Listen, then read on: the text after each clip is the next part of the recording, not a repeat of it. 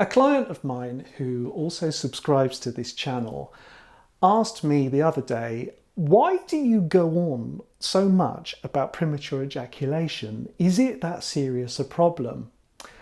And he's got a point. I do go on about premature ejaculation, and in these times of political and social and environmental turmoil, is how long we last in bed that big a deal?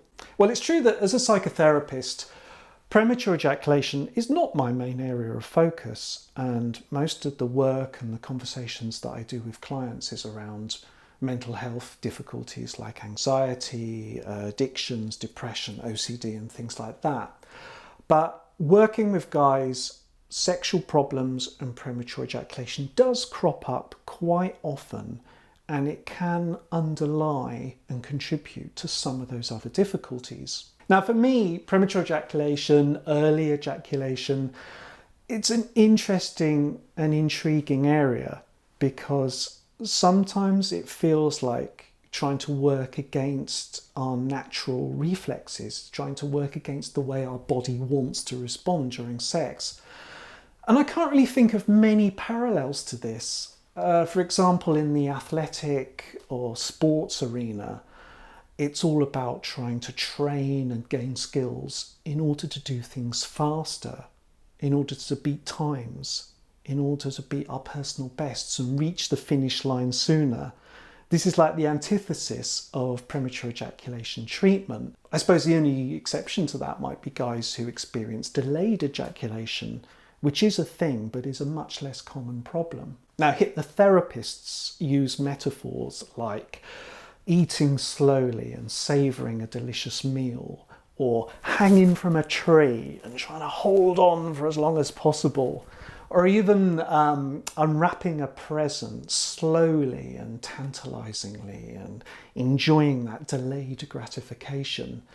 Now, I get these parallels, but I tend not to use these metaphors when I'm working with clients, because personally, when I'm eating a delicious meal or certainly unwrapping a present, the last thing I want to think about is ejaculation. This is a common problem too. Remember that guys struggle with premature ejaculation more than with erectile dysfunction or any other sexual difficulty.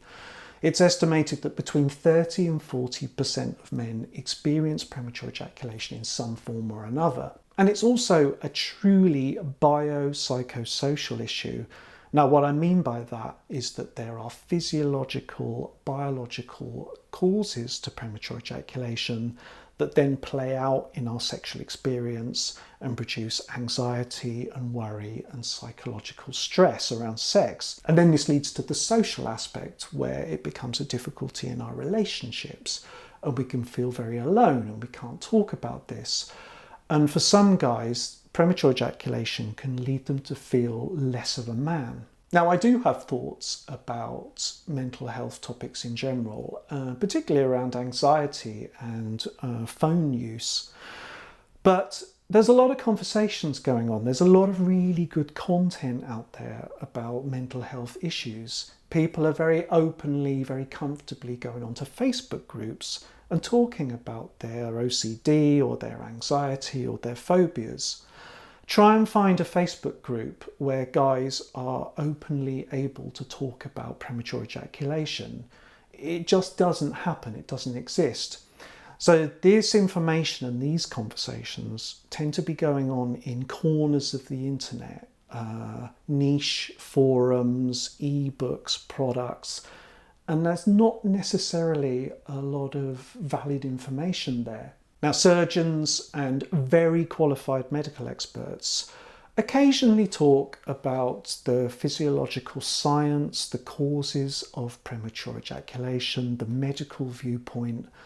They'll talk about the available treatments, but they don't really like to be drawn on which treatment is best or give advice about what guys can be doing to help themselves. And I get that. That's not really their territory.